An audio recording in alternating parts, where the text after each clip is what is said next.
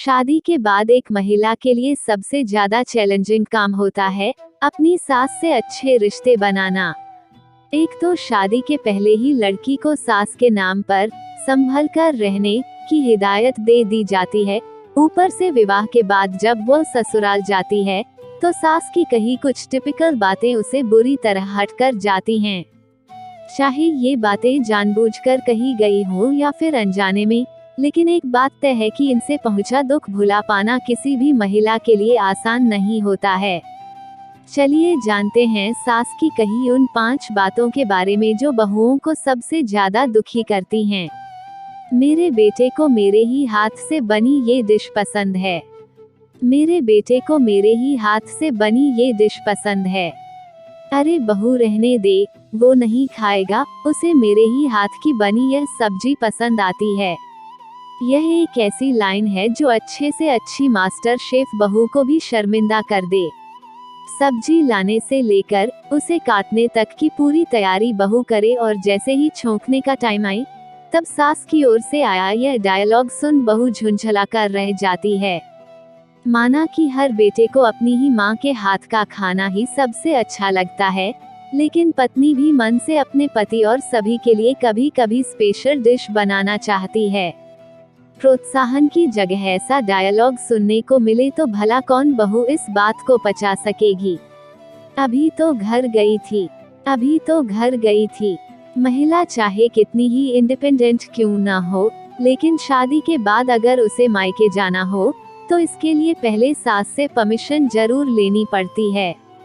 वैसे तो अक्सर शादी के बाद बहू को अपनी जिम्मेदारियों के चलते पेरेंट्स के पास जाने का कम ही मौका मिल पाता है, लेकिन अगर उसे घर की याद आए और वह 6 महीने में एक बार भी माता पिता के पास जाना चाहे तो अक्सर उसे अरे अभी तो गई थी का डायलॉग दिया जाता है। सास की कही यह बात बहू को सबसे ज्यादा हट करती है, क्योंकि यह भावनाओं से जुड़ा मामला होता है। शादी के बाद सास को खुश रखने के 5 आसान तरीके। सास ये भूल जाती हैं कि अगर उनका बेटा कहीं और बस जाए और उसे भी 6 महीने में एक बार तक घर आने का मौका ना मिले तो उन्हें माँ होने के नाते कैसा लगेगा। जिस तरह सास को दूर रह रही अपनी बेटी और बेटे की याद सताती है, वैसे ही बहू के पेरेंट्स को भी उसकी याद आती ही है।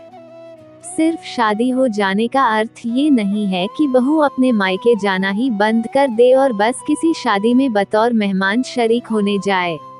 अरे मेरे बेटे से काम करवा रही हो, अरे मेरे बेटे से काम करवा रही हो।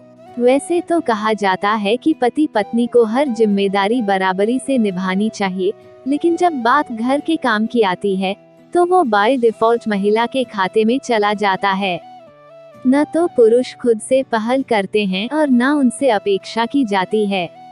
ऐसे में अगर पत्नी गलती से पति से मदद करने को कह दे और वो किचन में हाथ बटाने पहुंच जाए, तब सास का फुल टॉस बॉल की तरह आता डायलॉग अरे मेरे बेटे से काम करवा रही हो उन्हें इरिटेशन से भर देता है।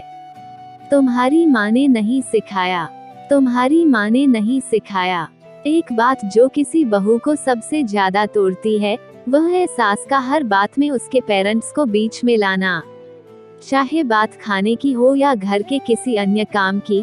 जब महिला को यह सुनने को मिलता है तुम्हारी माँ ने नहीं सिखाया, तो वह गुस्से का कड़वा घूंट पीकर रह जाती है।